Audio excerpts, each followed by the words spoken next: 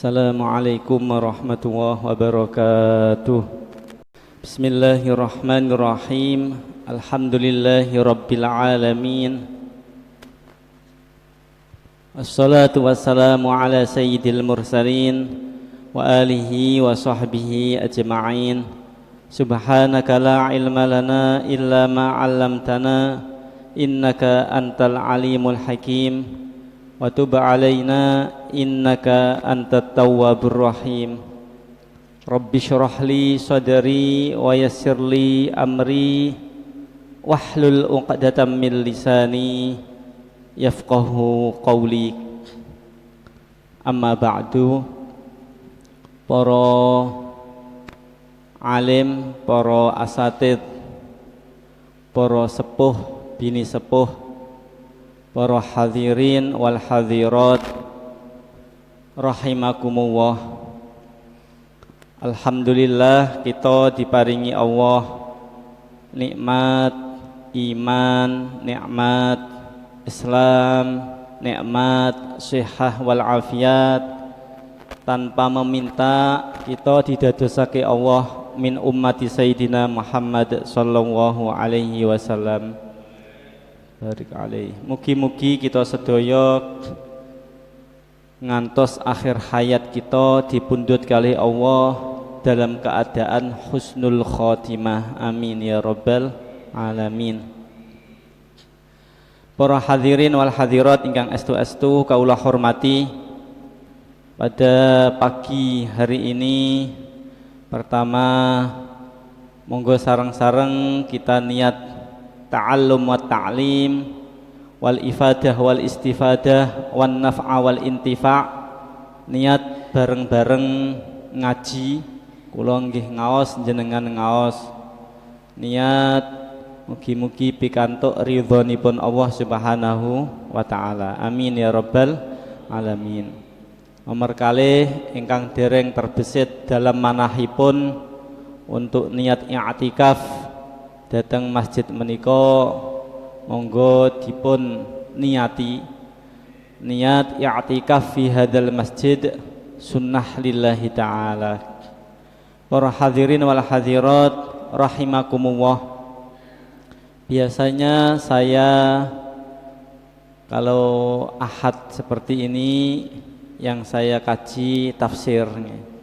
Pada pertemuan ini saja saya pengen sedikit mengulas, belajar bersama, ngaji bersama, mengingatkan bersama tentang pentingnya untuk mendidik anak, dan mendidik anak itu tanggung jawab daripada orang tua. Karena ya semuanya bisa kita saksikan, nggih. Dan juga data di daerah-daerah di Tuban pun menurut statistika itu data dalam tanda kutip ketidakbaikan atau kenakalan remaja itu meningkat. Nah, remaja anak kita itulah besok yang akan menggantikan untuk memakmurkan bumi ini. Ketika melihat anak-anak kecil, melihat anak saya sendiri, ya, itu sudah ada anak-anak kecil, itulah yang akan menggantikan kita. Tentu amanah dari Allah Subhanahu wa ta'ala. Kalau generasinya semakin jauh dari ridhonya Allah, semakin jauh dari apa yang diajarkan oleh Rasulullah sallallahu alaihi wasallam, nanti yang terjadi ya, hal-hal yang negatif, hal-hal yang tidak diridhoi oleh Allah Subhanahu wa taala. Ini saya ambil dari kitabnya Al-Habib Abdullah bin Alawi Al-Haddad. Sepindah malih niki ngaji sareng-sareng. Beliau dawuh, summa innahu yambaghi wa yustahab lil walidain ayyu'inu auladahum ala birrihim bil musamahah wa tarkil mudhayaqah fi talabil qiyam bil huquq wa mujanabatil istiqsa fi dzalik siyama fi hadhil azminah allati qalla fiha al bir wal barun wa fasha fiha al uquq wa kathural aqun fa idza fa'ala dzalika wa samaha auladahu sallamahum wa khallasahum min ithmil uquq wa mimma yatarattabu alaihi min uqubatid dunya wal akhirah wa hasala lahu min thawabillah wa karimi jazaihi ma huwa afdal wa akmal wa khairu wa abqa min birril aulad wa qad qala alaihi salatu wassalam rahimallahu walidan a'ana waladahu ala birrihi. Para hadirin wal hadirat ingkang astu-astu kaula hormati, di sini dijelaskan ya, orang tua itu ya, hendaknya seharusnya menolong anak-anaknya agar anak-anaknya menjadi anak-anak yang bakti kepadanya dan meninggalkan mudhayaqah itu tidak memandang, tidak melihat kondisi situasi anaknya saat memerintahkan, meninggalkan hal-hal yang sempit, yang sulit untuk dikerjakan oleh anaknya. Dikarenakan apa? Ketika anak itu diperintah oleh orang tua, ternyata dia itu menolak, itu dosa. Maka orang tua itu harus pinter, orang tua itu harus bisa menolong anaknya menjadi anak yang sholih, yang bakti padanya, yang tidak melanggar perintahnya. Dengan apa? Dengan meninggalkan perintah, yang perintah itu sekiranya anaknya itu tidak mungkin, anaknya itu bisa untuk menolaknya, anaknya itu akan menolaknya, maka hendaknya ia meninggalkan perintah seperti itu agar anaknya tidak menolak perintah orang tua. Kalau menolak nanti menjadi anaknya itu anak yang tidak bakti kepadanya. Nah, ini artinya perintah yang sifatnya tidak wajib. Tapi kalau perintah untuk sholat ya tetap harus diperintahkan. Misalkan ibunya atau kita semua ini sebagai orang tua pengen memerintahkan anaknya untuk beli apa, lah anaknya itu dilihat kira-kira itu mau atau enggak. Kalau enggak ya tidak usah diperintah. Atau misalkan hanya diarahkan saja, ini kok habis semua ya airnya ya, kok LPG-nya kok habis ya, ini kayaknya perlu beli. Kalau misalkan sampai diperintah dan dia tidak mau, yaitu juga anaknya nantinya berdosa. Maka Rasulullah SAW dawuh, rahimallahu walidan a'ana waladahu ala birrihi. Allah merahmati, Allah menyayangi kepada orang tua yang menolong anaknya untuk bir kepadanya, agar menjadi anaknya bir itu bakti kepadanya. Sampai segitunya. Kemudian dijelaskan lagi di sini, wal yahdhar al walidan kullal hadhar minad du'a ala waladihima al aq. Dan hendaknya orang tua itu benar-benar menjauhi dari mendoakan jelek kepada anaknya. Naudzubillah. Anak misalnya kok dereng pinter, artinya masih sulit diatur, jangan sampai mendoakan yang jelek. Anak ini tidak hanya anak, cucu, cicit dan seterusnya. Orang tua, kita sebagai orang tua jangan sampai jengkel kepada anaknya, mendoakan jelek kepada anaknya. Karena apa? Fa inna dzalika yaziduhu dhararan wa fasadan wa uquqan. Karena doa jelek dari orang tua kepada anaknya, dari kakek nenek kepada cucunya, itu justru akan menambahkan dzaror, bahaya, fasad, kerusakan, wa uquqan, dan akan menambahkan durhaka. Wa ba'dhu ma yutawalladu min dzalika minal dharar 'alal walidain fid dunya. Dan kejelekan-kejelekan itu, hal-hal yang timbul dari doa yang jelek itu, nanti sebagiannya juga dampaknya kepada orang tua. Ya tentu, dikarenakan semua orang tua itu enggak akan tega ketika melihat anaknya sengsara. Semua orang tua itu mengharapkan anaknya bahagia dunia dan bahagia akhirat. Maka jangan sampai kita terperucutnya doakan anak kita dengan doa yang jelek. Nauzubillah. Wa du'aul walid mustajab, dan doanya orang tua itu termasuk doa yang mustajab. Fayambaghi lahu ayyad'a lahu wa la yad'u alaih, maka harus seorang ayah, seorang ibu mendoakan kepada anaknya dengan doa yang baik, jangan doakan yang jelek. Faqad yuslihuhu Allah bi barakati du'aihi, dan terkadang Allah menjadikan baiknya anak itu berkah doanya orang tua. Fayaudu baron fayantafi'al walid bibirrihi wa tuqirru ainuhu bihi, maka kebaikan itu pula kembali kepada orang tuanya dan menjadi anaknya penyejuk hatinya. Wa yafuzul walad bi thawabil bir, dan juga anaknya akan bahagia dengan mendapatkan pahala bakti kepada orang tua, dan anaknya yaslimu min ismil uquq, selamat dari dosa durhaka kepada orang tua. Wallahul muwaffiq wal mu'in, Allah lah yang memberikan taufik, pertolongan kepada kita. Para hadirin wal hadirat, kita sering mendengarkan ini, di antaranya misalkan kisahnya Syekh Sudes, imam masjid Makkah.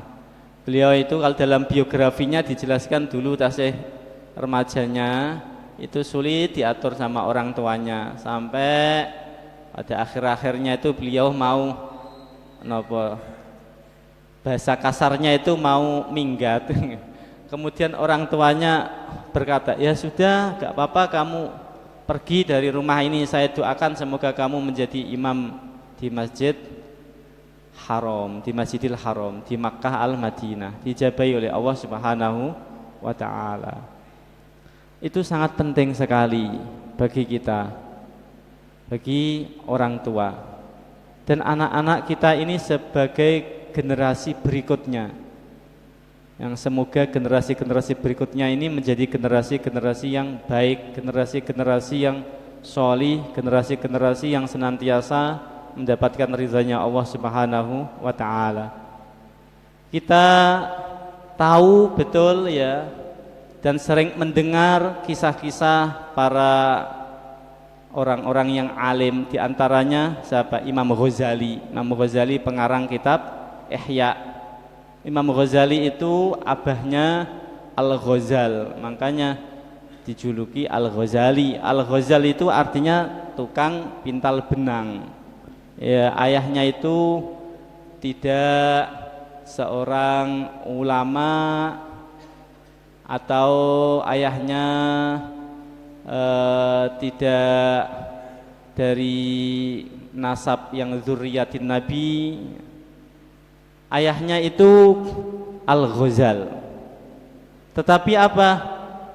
Ayahnya setiap kali melihat, mendengarkan orang-orang yang alim, ketemu sama muhaddis, ketemu sama mufassir, orang yang ahli hadis, orang yang ahli tafsir, orang yang sholih, beliau mendoa kepada Allah, beliau berdoa kepada Allah, ya Allah, jikalau aku tidak bisa seperti mereka, seperti mufassir ini, seperti muhaddis ini, seperti alim ini, seperti hafidh ini, ya Allah, jikalau aku dulu tidak bisa menghafal ini, tidak bisa menghafal itu, maka anugerailah, maka jadikanlah anakku ini anak yang seperti beliau-beliau. Dijabahi oleh Allah Subhanahu wa ta'ala. Senantiasa berdoa, selalu menyempatkan di siang hari, kapanpun di malam hari, untuk mendoakan putra-putrinya menjadi putra-putri yang alim, yang sholih, yang selalu mendapatkan ridhonya Allah Subhanahu wa ta'ala. Dikasih Allah 2 putra, yang pertama namanya Muhammad. Muhammad itu ya Muhammad Al-Ghazali, Imam Ghazali itu kealimannya luar biasa. Kitab Ihya itu dikaji di mana-mana, di berbagai tempat, baik di Arab maupun di luar Arab. Kitab Ihya Ulumuddin, salah satu daripada karangan Al-Imam Al-Ghazali. Yang satu bernama Ahmad. Ahmad ini dikasih Allah satu keahliannya. Ketika beliau memberikan nasihat, memberikan mauidhahnya, maka banyak sekali orang-orang yang fasik bertaubat. Bahkan banyak sekali orang-orang yang kafir masuk Islam, mendapatkan hidayah biwasilati mau'idhatihi, dengan pelantara ngajinya saudaranya Imam Ghazali atau Ahmad. Para sepuh bini sepuh, kita tahu ya banyak sekali kisah-kisah. Yang jelas kita itu harus selalu merasa nggih, kita sedaya kedah ngeraos bilih putra-putri kita itu amanah dari Allah Subhanahu wa taala. Putra-putri kita itu yang besok akan menggantikan kita. Maka kita ada tanggung jawab untuk menjadikan mereka anak-anak yang sholih, anak-anak yang alim. Kemudian selain daripada itu, yaitu meninggalkan istiqsa, meninggalkan mudhoyaqoh, ya, meninggalkan untuk menyuruh sesuatu yang sekiranya itu enggak akan bisa dilakukan oleh anaknya, meninggalkan jengkel pada anaknya, meninggalkan doa jelek kepada anaknya. Selain daripada itu, summa innalil aulad 'alal walid huquqan wa dzalika fil qiyam bi kifayatihim madamu muhtajin ila dzalik wa fi ta'dibihim wa husni tarbiyatihim wa hidayatihim ilal akhlaqil mahmudah was sifatil hasanah wal khisalil jamilah wa hifdzihim wa siyanatihim min abdadi dzalik wa tahsini asma'ihim wa ay yakhtara lahumul ummahat al mubarakat minal manabit al hasanah as-salihah kama qala alaihi salatu wassalam takhayyaru linutafikum al-aqfa fa innal irqa dassas. Selain daripada itu semua, tanggung jawab kita sebagai orang tua ini yaitu mencukupi kebutuhan anak-anak kita, baik kebutuhan itu yang sifatnya materi maupun yang sifatnya rohani atau yang sifatnya pendidikan.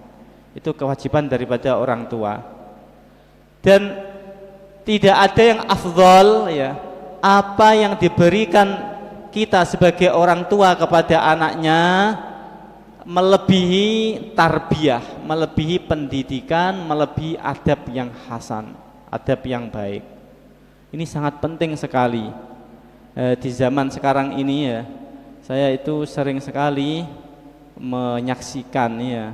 Ini kenapa di pagi hari ini saya sempatkan untuk ngaji bareng-bareng, nasihat buat saya pribadi, buat panjenengan semua, saling mengingatkan ya, untuk pada saat ini tidak tafsir yang saya baca.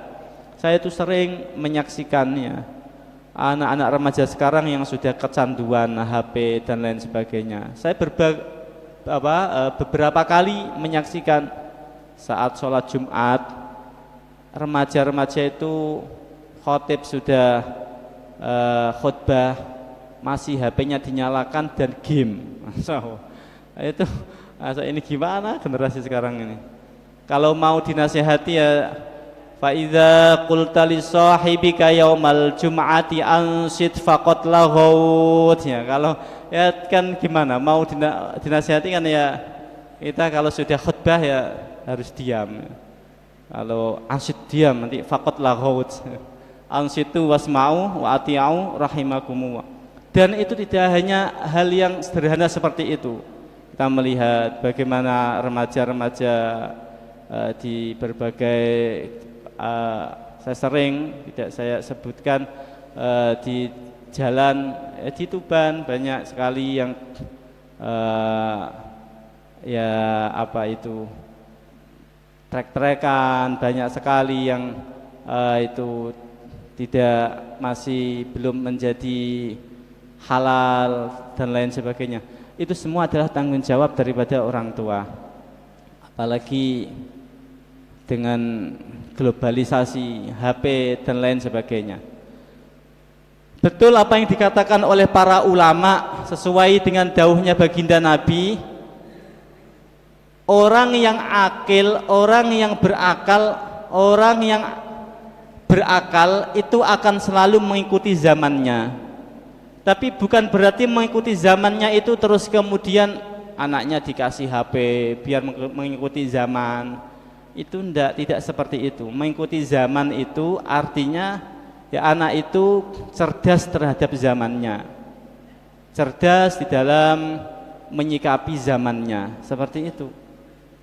Terkadang karena orang tuanya ini sembrono, kita sebagai orang tua kurang open kepada anaknya, malah anaknya diberikan HP, dibelikan, dikasihkan kepada anaknya. Ini kalau pendapat saya, kalau sudah seperti itu sulit untuk mengontrol karena mereka merasa bahwasanya HP-nya itu miliknya dia.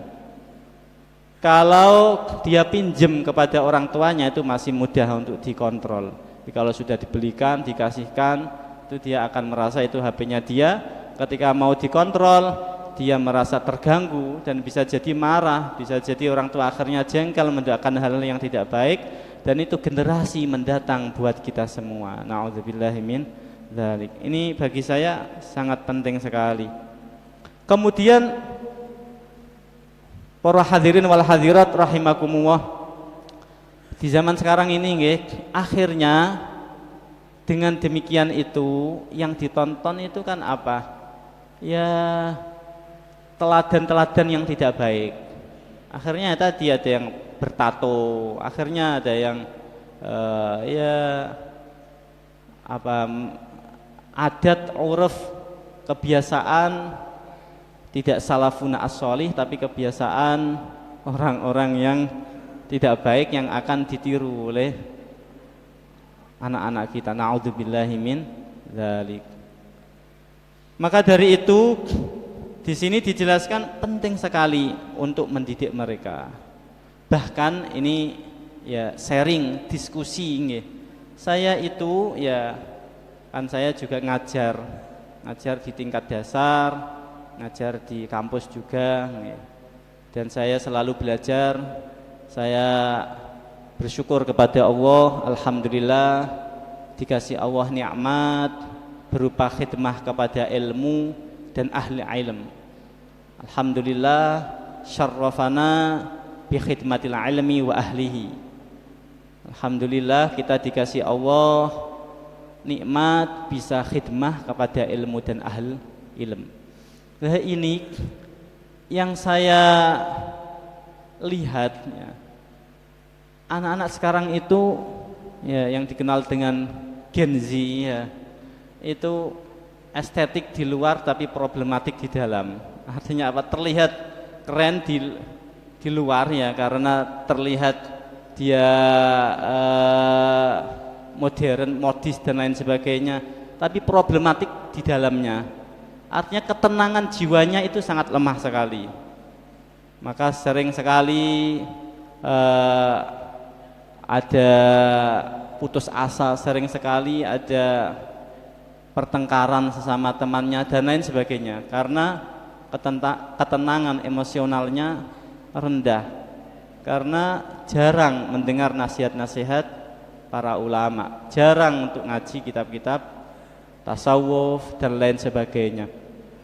Selain daripada itu yang saya saksikan ya, saya ngajar itu yang saya rasakan beda dengan sebelum maraknya sosial media dan lain sebagainya, apalagi di sekolahan yang diperbolehkan untuk membawa HP dan lain sebagainya. Itu yang saya rasakan konsentrasinya itu sangat terbatas. Diajar berapa menit itu sudah males. Karena tidak merasa ilmu itu hal yang penting. Yang mereka rasakan adalah gadget itu hal yang sangat penting. Yang dia pikirkan adalah habis ini ngegame lagi, habis ini tidak ada nilainya ilmu itu. Maka akan terjadi kemerosotan kalau kita sebagai orang tua tidak mau peduli kepada anak-anak kita. Kita biarkan mereka tanpa ada kontrol dari kita. Kemudian saya juga melihat, ini betul beberapa kali, kemudian saya tanyakan kepada dokter, apa itu anak-anak yang seharusnya sudah bisa bicara, seusia KB misalkan, itu sudah bisa bicara tapi belum bisa bicara. Ini saya beberapa kali mendapati, saya sempat tanya kepada dokter itu di Tuban ia mengatakan bahwa ini penyakit itu tidak ada sebelum maraknya HP, itu tidak ada. Ini hal yang dulunya tidak ada, sekarang ada. Disebabkan apa? Sebelum bisa bicara itu sudah tantrum, sudah kecanduan terhadap HP, itu memperlambat. Atau dalam ilmu jiwa itu disleksia, disgrafia. Walaupun tidak dikatakan anak yang berkebutuhan khusus, tapi itu memperlambat kecerdasan anak. Kita akui dengan adanya HP ini ada manfaat, tetapi di situ ada madharat. Sebagaimana pisau ketika digunakan hal yang baik akan bermanfaat, tapi kalau pisau dikasihkan kepada anak kecil akan membahayakan. Kemudian saya juga sangat merasa sedih sekali. Ini hal yang saya anggap sangat berbeda dengan kisah-kisah ulama-ulama kita. Yang saya analisa disebabkan rendahnya literasi, rendahnya pembacaan dari generasi-generasi muda kita. Saya dan panjenengan semua ketika melihat kisahnya misalkan Mbah Hasyim Asy'ari dengan Mbah Fakih Mas Kumambang, kita sering mendengarkan Mbah Hasyim itu dulu pernah berbeda pendapat dengan Mbah Fakih Mas Kumambang, yang dua-duanya itu merupakan santri daripada Mbah Khalil Bangkalan. Kalau sanadnya sampai kepada Rasulullah Shallallahu Alaihi Wasallam, sanad keilmuannya. Mbah Hasyim itu berpendapat bahwa beduk masjid itu haram dalam bukunya beliau. Mbah Fakih Gresik berpendapat itu tidak haram. Mbah Fakih kemudian nulis Hazur Ru'us, yang artinya itu Hazul itu gepuk kepala pendapat yang mengharamkan beduk, karena dipandang oleh Mbah Fakih Mas Kumambang bahwasanya tidak ada elat, tidak ada alasan, tidak ada dalil tertentu terhadap haramnya beduk. Kalau Mbah Hasyim memandang itu terkait tasyabuh, menyerupai hal-hal yang tradisi-tradisi yang tidak Islam dan lain sebagainya. Tapi apa yang terjadi kita lihat saat Mbah Hasyim Asy'ari mau berkunjung di Gresik, itu Mbah Fakih menginstruksikan seluruh takmir untuk melepas beduk yang ada di masjid, menghormati. Itu yang ada pada generasi-generasi kiai-kiai kita salafuna as-sholih, karena luasnya literasi. Kita melihat bagaimana Mbah Yai Maimun Zubair ngarang kitab Nususul Akhyar yang membahas terkait perbedaan pendapat di dalam menetapkan hari raya Idul Fitri, Idul Adha, yang beliau dengan keluasan ilmunya menyimpulkan bahwasanya harusnya masalah seperti itu bisa terangkat dengan keputusan hakim. Jadi kalau hakim sudah memutuskan, maka semuanya harus mengikuti pendapat tersebut. Beliau sangat luas sekali keilmuannya, dan beliau menyikapi zaman ini, namanya orang yang bisa menyikapi zaman. Tapi kalau sekarang ya, kita sering melihat di sosial media, bahkan Jatman akan pecah, bahkan NO akan ada tandingan dan lain sebagainya. Ini Masya Allah, generasi-generasi yang menunjukkan literasinya itu sangat rendah sekali, sukanya menggaung dan melangit dengan sosial media. Na'udzubillahi min dzalik. Na'udzubillahi min dzalik. Tendensi jabatan, tendensi keduniaan itu sudah ada pada tubuh-tubuh generasi-generasi kita. Ini kewajiban bagi kita. Oleh karena itu didawuhkan lagi, wa ahammu ma yutawajjah 'alal walid fi haqqi auladihi tahsinul adab. Bahwasanya ya, yang terpenting bagi orang tua terhadap anaknya itu mendidik adab, mendidik ya, ngasih pendidikan yang baik. Ya, ini kewajiban. Estu, kula mengingatkan untuk diri kita sendiri, untuk kula piyambak, untuk panjenengan semua sebagai orang tua, wajib jenengan mengontrol, mengarahkan anak-anak panjenengan, anak-anak kita semua kepada hal yang baik, itu wajib. Dan selain daripada itu, itu dampaknya tidak hanya personal, tapi dampaknya masyarakat. Mereka itulah generasi ke depan. Mereka itulah yang akan memakmurkan bumi ini setelah kita bertemu, setelah kita sowan kepada Allah Subhanahu wa ta'ala. Liyaqa'a nus'uhum ala mahabbatil khair wa ma'rifatil haq wa ta'zimi umuriddin. Supaya mereka itu tumbuh dalam cinta kebaikan, tumbuh dalam ma'rifat, tumbuh dalam mengunggulkan, mengagungkan urusan-urusan agama. Wal istihanah bi umuriddin wa itsari umuril akhirah, dan meremehkan urusan dunia, mengutamakan urusan akhirat. Terkadang itu malah orang tuanya sendiri tanpa disadari mengajarkan anaknya untuk mengunggulkan, mengutamakan dunia dan meremehkan akhirat tanpa disadari. Contoh sederhananya, nak, awakmu iku kudune sekolah nang ngene jurusan, nang ngene iki, tapi alasannya apa? Agar kamu itu nanti ya mendapatkan uang yang banyak, nanti ekonomimu ini.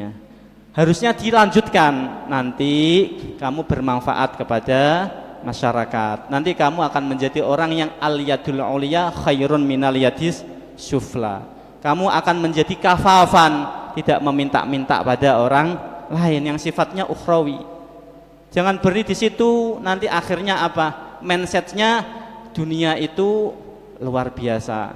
Padahal kita harus menanamkan di dalam diri anak kita bahwasanya dunia itu sebagai lewatan untuk menuju akhirat kita. Dunia ini sebagai ujian, ketika kita bisa melaluinya dengan hal-hal yang diridhai Allah, maka kita akan sukses, dan keberhasilan itu besok kita terima di akhirat, yaitu dengan mendapatkan ridhanya Allah Subhanahu wa ta'ala. Terkadang kita menyekolahkan anak kita di pendidikan agama pun tujuannya ya mengagungkan dunia, itu ya jangan, naudzubillah. Agar kamu itu nanti menjadi kiai, kemudian dihormati orang, itu juga dunia, naudzubillah. Maka sekarang itu banyak sekali ya, sekali lagi nggih, yang apa yang disampaikan itu ya karena hanya pengen viral dan lain sebagainya, akhirnya yang dikejar itu hanya keviralan. Padahal ulama-ulama dulu kita lihat nasihat-nasihatnya Al-Imam Ghazali, nasihat-nasihatnya Ibnu Athaillah As-Sakandari, idfan nafsaka fi ardil humul. Dirimu itu pendam di dalam bumi sedalam-dalamnya. Jangan keluar dulu. Artinya apa? Jangan suka pengen viral. Yang terpenting itu ngaji, literasi, belajar sebanyak-banyaknya. Jangan mengejar kemasyhuran. Nanti kalau belum waktunya malah masyhur, malah membahayakan. Nah, zaman sekarang itu berbalik. Naudzubillahi min dzalik. Ini kewajiban bagi kita semua. Kemudian summa aquhu ba'da dzalik. Kalau kita tidak bisa mendidik anak kita dengan baik, maka menjadi anak yang tidak baik, mengikuti jejak-jejak orang-orang yang tidak dicintai oleh Allah. Fala yalumanna illa nafsah, maka jangan mencela kecuali dirimu sendiri yang kau celah. Wal mufarrid aula bil khasarah wa aktsaru uquq al fashi fi hadil azmina sababu at-tafrid fi ma dzakarna. Dawuhnya beliau, dan kebanyakan kegagalan dalam mendidik anak di zaman sekarang ini ya sebabnya keteledoran dari orang tua. Kama ya'rif dzalik man ta'ammalahu wa ahsanan nadhar fihi, sebagaimana akan diakui dan akan dimengerti oleh orang-orang yang mau mengangan-angannya. Fala haula wala quwata illa billahil aliyil azim. Kemudian selain daripada itu penting juga dijelaskan di sini wa ayyusawwiya bainahum fil atiyah. Hendaknya menyamakan di dalam memberikan sesuatu kepada anak-anaknya. Wa alla yuqaddim ahadan minhum ala ahadin bi mujarradi mailit tabai wa tibai hawan nafsi. Dan jangan mengutamakan satu anaknya dari anak yang lainnya hanya disebabkan condongnya hawa nafsu dari orang tua. Kalau mengutamakan disebabkan ada alasan, tidak apa-apa. Tapi sebaiknya alasan itu disampaikan juga kepada anak yang lainnya, semua anaknya. Misal yang satu masih KB, yang satu sudah SMP, sudah MTS.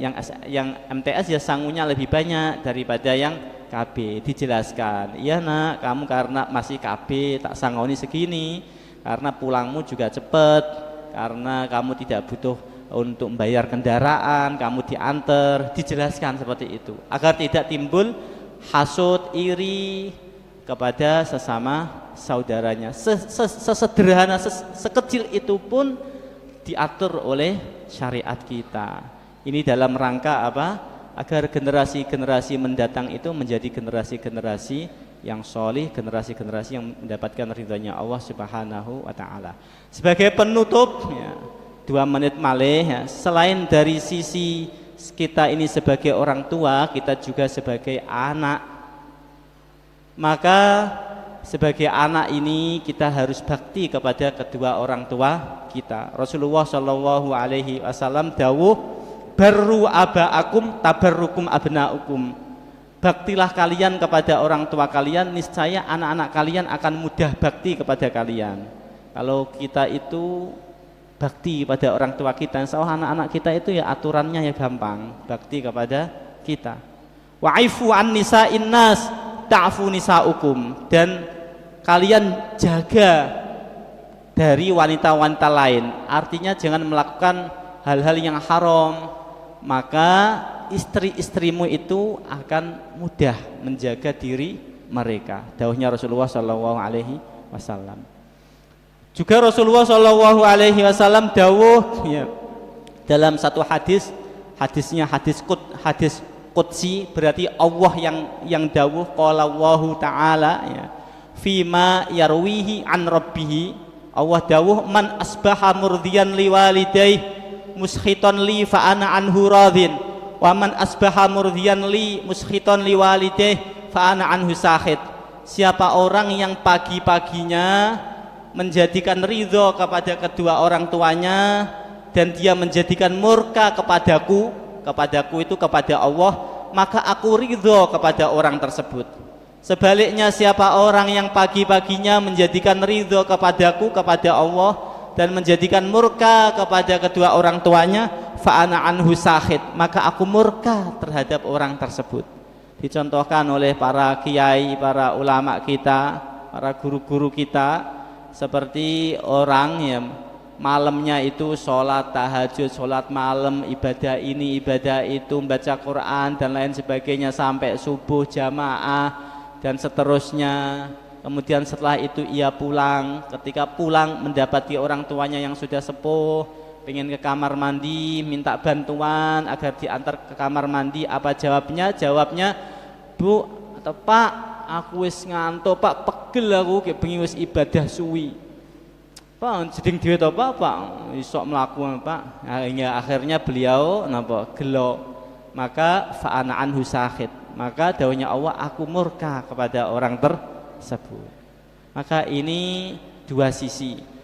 Ketika orang tua sudah meninggal, apa kewajiban kita? Yaitu biddu'a, mendoakan, wal istighfar, wabit tasadduq, memberikan sedekah, ditujukan pahalanya kepada beliau-beliau. Wa qadha'i duyunihima, melunasi hutangnya, merealisasikan wasiat-wasiatnya, menyambung tali silaturahim kepada keluarganya, kepada sahabatnya yang semasih hidupnya dan lain sebagainya.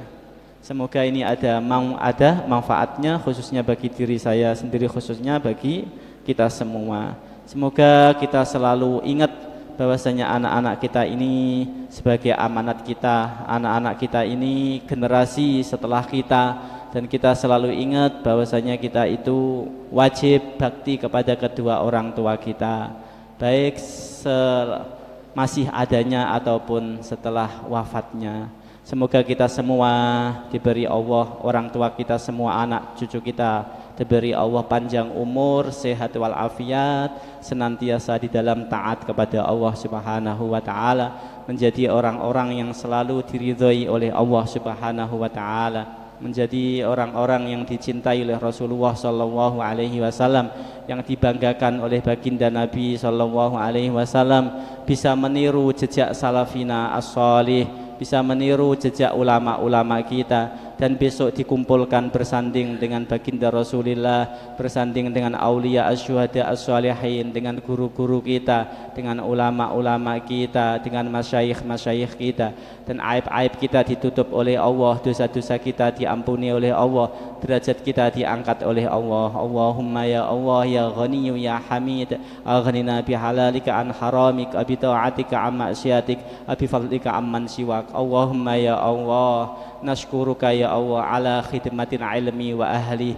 Allahumma ya Allah, Allahumma nas'aluka ya Allah an taj'alana min ahli ilmi wa ahli khair mada hayatina. Allahumma ya Allah, inna nas'aluka ridhaka wal jannah wa na'udzubika min sakhatika wan nar. Rabbana atina fid dunya hasanah wa fil akhirah hasanah wa qina adzabannar. Wa sallallahu ala sayyidina Muhammad wa alihi wa sahbihi baraka wasallam. Subhana rabbika rabbil izzati amma yasifun, salamun alal mursalin walhamdulillahi rabbil alamin. Bisirril Fatihah. A'udzu billahi minasyaitonir rajim. Bismillahirrahmanirrahim. Alhamdulillahi rabbil alamin, arrahmanir rahim, maliki yaumiddin. Iyyaka na'budu wa iyyaka nasta'in. Ihdinas siratal mustaqim, siratal ladzina an'amta 'alaihim ghairil maghdubi 'alaihim waladdallin. Amin. Rabbighfirli wa liwalidayya walil mu'minina. Amin. Jikalau ada kata-kata yang kurang berkenan, mohon maaf sebesar-besarnya. Fa idza wuffiqtu faminallah wa idza akhta'tu faminni wallahu wa rasuluhu minhu bari'a. Naqulu qawli hadza. Assalamualaikum warahmatullahi wabarakatuh.